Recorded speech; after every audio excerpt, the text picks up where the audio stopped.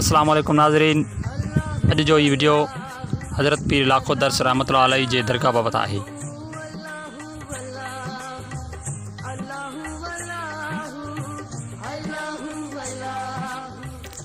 हीअ दरगाह कोस्तान जे ॻोठ मेंदा पालारी जे ओलह तरफ़ ऐं धमाच जे ओभर तरफ़ हिक टकरीअ ते क़ाइमु आहे।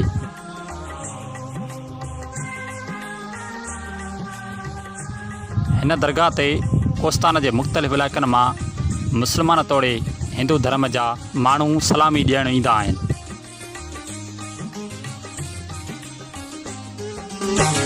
आहे हर चमन में अल्लाहु वलाहु अल्लाहु वलाहु अल्लाहु वलाहु आहे हर चमन में अल्लाहु वलाहु। जीअं त हीअ दरगाह हिकु ऊची टकरीअ ते क़ाइमु आहे, जंहिंजे करे हिन दरगाह जो कुबो परे परे खां नज़र ईंदो आहे। वॾड़ा ॻाल्हि कंदा हुआ त हीउ दरवेश असुलु ठटे ज़िले सां तालुक़ु रखंदो हो।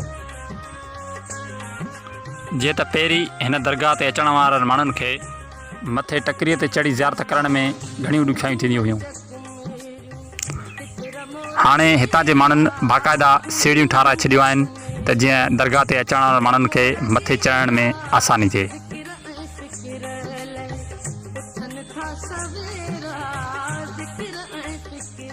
हिन दरगाह जे तरक़ियाती कमनि में हिंदू बिरादरी जो वॾो हथु आहे।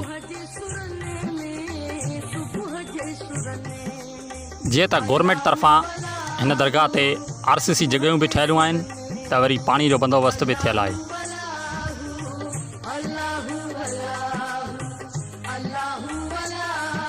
ऐं दरगाह ते आयल पांधियाड़ा ख़ैरियात बि कंदा आहिनि।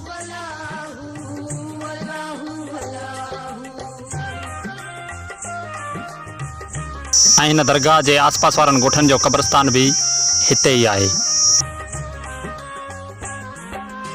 सारंगु सार लहंदो सीधा मींहं वारा सारंगु सार लहंदो सीधा मींहं वारा बिरह जो पखन में